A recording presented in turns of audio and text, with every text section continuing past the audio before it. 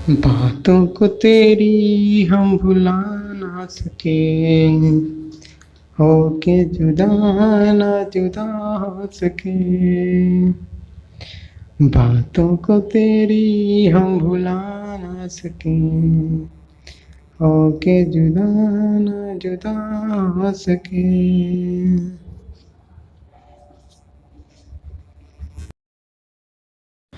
Good afternoon, everyone. Today we are going to study about D and AR. Full form of D and AR is disciplinary and appeals rules. Disciplinary and appeals rules जो हमारे 1968 में caiman force लागू हुए थे, इन्हीं नियमों के बारे में हम लोग आज बात करने वाले हैं।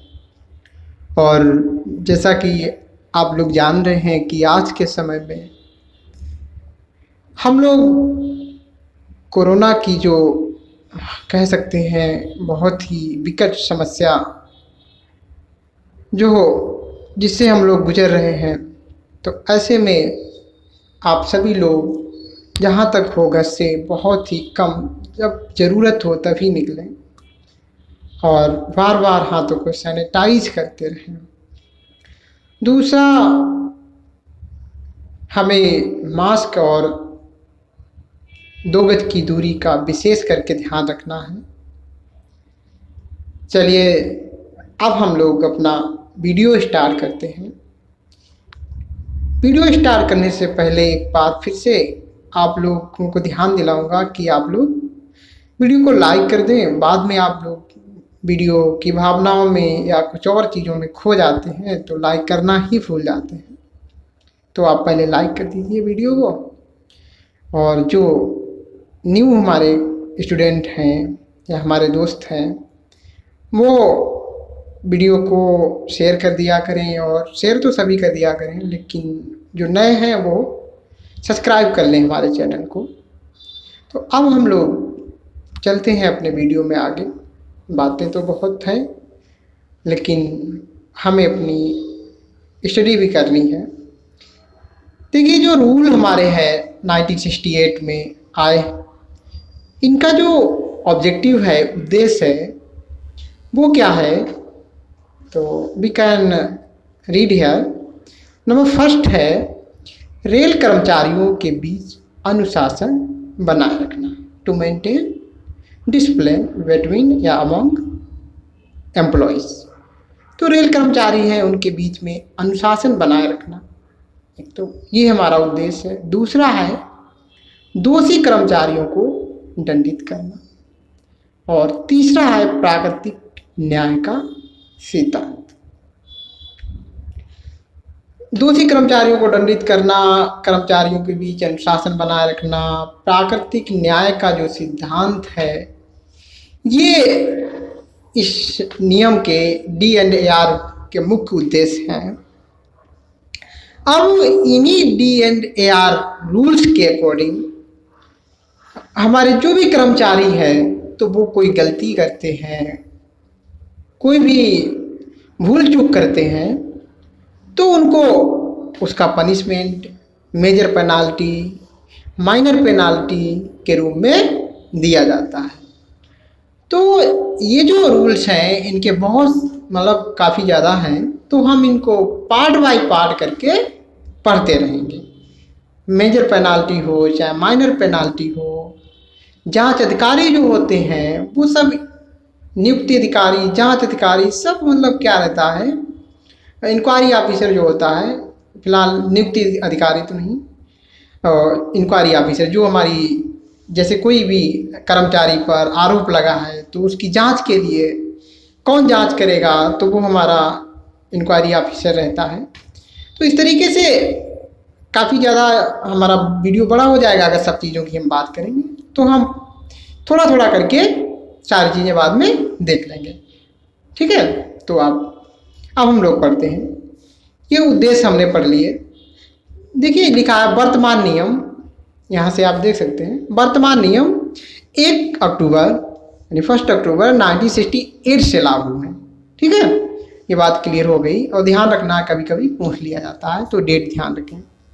आगे है, सरकार अपने कर्मचारियों की मालिक है और कर्मचारी तभी तक अपने पद पर बना रह सकता है जब तक सरकार चाहे। तो ये बहुत जरूरी बात है कि सरकार अपने कर्मचारियों की मालिक है और कर्मचारी तभी तक अपने पद पर बना रह सकता है जब तक सरकार चाहे। ठीक, अगला हमारा जो रूल है वो है, संविधान में इसे स्वीकार किया गया है एवं इस पर नियंत्रण राष्ट्रपति के द्वारा रखा जाता है। तो संविधान ने इन नियमों को स्वीकार किया है, लेकिन इन पर जो कंट्रोल होता है वो हमारे प्रेसिडेंट यानी राष्ट्रपति का होता है। अब संविधान के अनुसार क्या क्या हमारे नियम है वो हम देख रहे हैं। पहला है, नियुक्ति करने वाला अधिकारी ही किसी को पद से हटा सकता है, यानी जिसने हमको नियुक्त किया है वही, उसी को अधिकार है कि वो हमको पद से वो हटा सकता है। ठीक है, आरोपी को सुनवाई का अवसर अवश्य दिया जाना चाहिए। जिस पर आरोप लगा है तो या वो आरोपी सिद्ध हो चुका है तो उसे सुनवाई का अवसर जरूर दिया जाना चाहिए, ऐसा हमारा DNAR में कहा गया है। नंबर 3 लिखा है कि जांच करना यदि आवश्यक ना हो तो जरूरी नहीं कि जांच की जाए।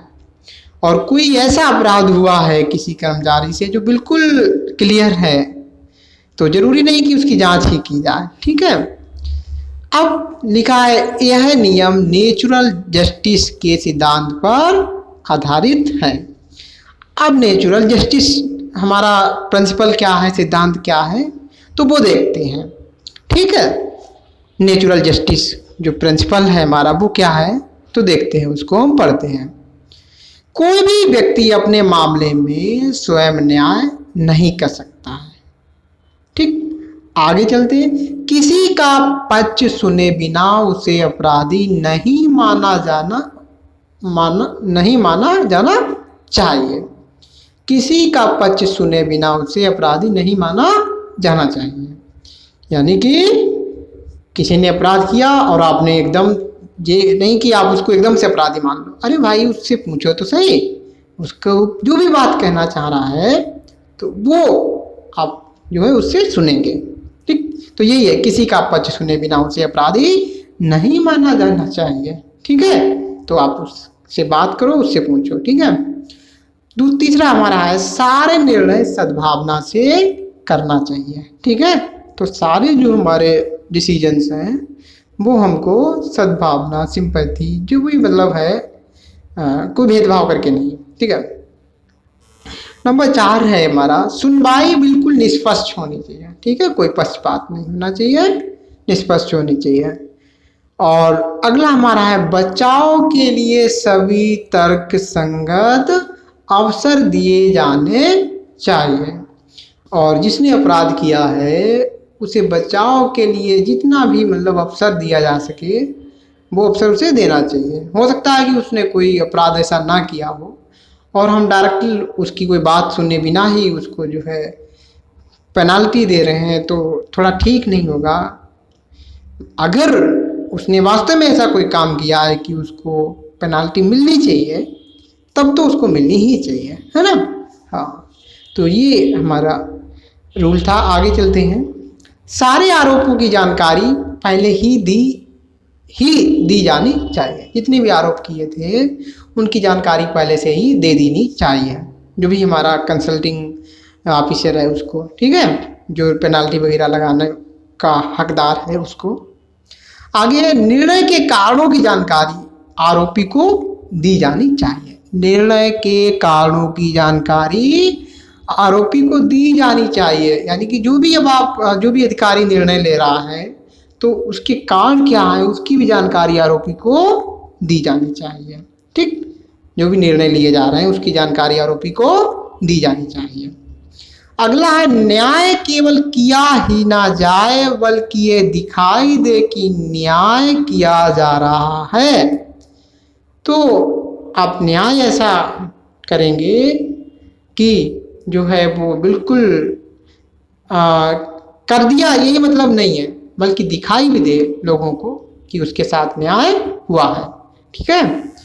हाँ, आगे लिखा है गवाहों से क्रॉस क्वेश्चन के पूरे गवाहों से क्रॉस क्वेश्चन के पूरे अवसर दिए जाने चाहिए।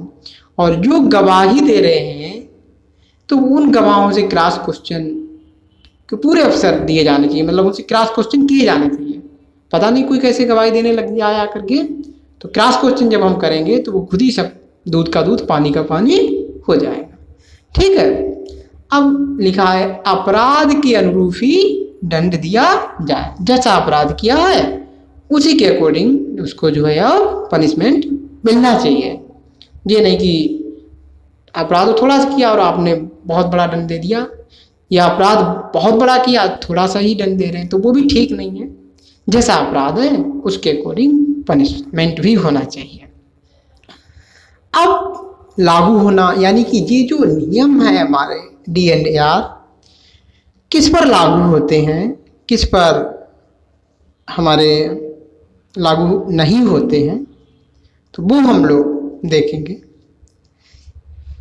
तो ये चीज़ आपको विशेष करके ध्यान भी रखनी है, और ये क्वेश्चन हमसे पूछ लिया जाता है हमारे जो भी एग्ज़ाम होते हैं, डिपार्टमेंटल एग्ज़ाम, ट्रेनिंग एग्ज़ाम, तो हर किसी में पूछ लिया जाता है कि ये जो नियम है किस पर लागू नहीं होते हैं। तो आप ध्यान देंगे। नंबर 1 है अखिल भारतीय सेवा के सदस्य, member of all India service. अखिल भारतीय सेवा के जो भी सदस्य होते हैं उन पर D&AR लागू नहीं होंगे। आगे है RPF के सदस्य, मेंबर ऑफ RPF के जो सदस्य होते हैं उनके लिए भी D&AR लागू नहीं होंगे, एप्लीकेबल नहीं होंगे। नेक्स्ट हमारा है कैजुअल लेबर। जो कोई कैजुअल लेबर होते हैं जिनको हम ज़रूरत के हिसाब से रख लेते हैं थोड़े बहुत दिनों के लिए, तो उन पर भी ये रूल लागू नहीं होंगे। अगला है व्यक्ति जिनको राष्ट्रपति के विशेष आदेशों द्वारा इन नियमों से छूट प्रदान की गई हो, यानी कि राष्ट्रपति ने किसी व्यक्ति को इन नियमों से छूट प्रदान की है, तो उन पर भी ये जो रूल्स हैं वो एप्लीकेबल नहीं होंगे। ठीक है। अच्छा, इसके बाद हमारा नियुक्ति अधिकारी, ये कौन होता है, थोड़ा इसके बारे में हम लोग पढ़ लेते हैं। अपॉइंटिंग अथॉरिटी, नियुक्ति अधिकारी वह है जिसको किसी कर्मचारी को उसकी सेवा या पद पर नियुक्त करने का अधिकार हो, या उसके द्वारा कर्मचारी को प्रारंभ में या वर्तमान पद पर नियुक्त किया गया हो। तो जो किसी कर्मचारी को नियुक्त करता है वो उसका नियुक्त अधिकारी कहा जाता है। अगला लिखा है यदि किसी निचले ग्रेड के अधिकारी द्वारा कर्मचारी की नियुक्ति या फिर पदोन्नति कर दी जाए तो ऊपरी ग्रेड का सक्षम अधिकारी ही नियुक्त अधिकारी होगा, परंतु यदि किसी ऊपरी ग्रेड के अधिकारी द्वारा किसी कर्मचारी की नियुक्ति पदोन्नति की जाए तो नियुक्त अधिकारी ही ऊपरी ग्रेड का अधिकारी होगा। देखो, अगर हमारा कोई ऊपरी अधिकारी नहीं है, निचली ग्रेड के किसी अधिकारी ने क्या किया, कर्मचारी की नियुक्ति कर दी, तो वो हमारा जो ऊपरी ग्रेड का अधिकारी है वही नियुक्ति अधिकारी माना जाएगा। लेकिन अगर ऊपरी नहीं की है तो फिर तो ऊपरी जो अधिकारी है वही नियुक्ति अधिकारी रहेगा। ठीक है। हाँ, तो अब देखते हैं अनुशासनिक अधिकारी। जो डिसिप्लिनरी अथॉरिटी होती है वो कौन होता है, तो अनुशासनिक अधिकारी वह है जिसे कर्मचारी पर छोटी व बड़ी शास्ति मतलब पेनाल्टी लगाने का अधिकार हो। हम कह सकते हैं the officer which has authority, और कह सकते हैं power which pod penalty on employees. तो एक ऐसा अनुशासनिक अधिकारी जो कर्मचारी पर छोटी बड़ी पेनाल्टी लगा सके उसको कहते हैं अनुशासनिक अधिकारी या डिसिप्लिनरी अथॉरिटी। समझ गए? ठीक, आगे चलते हैं। यदि जांच के दौरान ज्ञात हो कि अधिकारी को बड़ी शास्ति लगाने का अधिकार नहीं था तो केस सक्षम अधिकारी के पास भेजा जाएगा।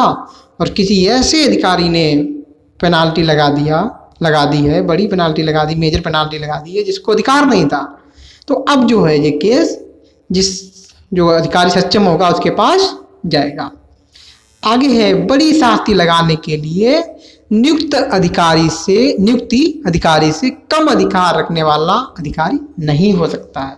और जो हमारे मानो किसी पर लगाता है मेजर पेनाल्टी, तो नियुक्त अधिकारी से निचला अधिकारी हो ही नहीं सकता है। ठीक है, अब एक हम लोग और पढ़ लेते हैं, इंक्वायरी ऑफिसर ये कौन होता है उसको और जान लेते हैं, फिर हम लोग बाकी की चीज़ें अपने नेक्स्ट वीडियो में देखेंगे। ठीक है, अनुशासनिक अधिकारी जिसे अनुशासनिक कार्रवाई में जांच के लिए नामित करे वह जांच अधिकारी कहलाता है। तो जो अनुशासनिक अधिकारी होता है, डिसिप्लिनरी अथॉरिटी होती है, वो किसी को भी जांच अधिकारी के रूप में नामित कर दे वही जांच अधिकारी कहलाता है। जांच के लिए नामित कर दे वही जांच अधिकारी कहलाता है। तो कोई भी हो सकता है। देखिए कौन, अनुशासनिक अधिकारी स्वयं जांच अधिकारी हो सकता है, एक दो अधिकारी या अधिकारियों की समिति, एक दो अधिकारी या फिर अधिकारियों की समिति बना दी तो वो भी जांच ऑफिसर हो सकते हैं। एक दो सुपरवाइजर या सुपरवाइजरों की समिति, सुपरवाइजर भी हो सकते हैं या उनकी एक समिति हो सकती है, वो जांच अधिकारी हो सकते हैं। इसके बाद है, यदि कर्मचारी जांच अधिकारी के खिलाफ शिकायत करे तो तुरंत जांच रोक कर डीए के पास शिकायत भेज देनी चाहिए।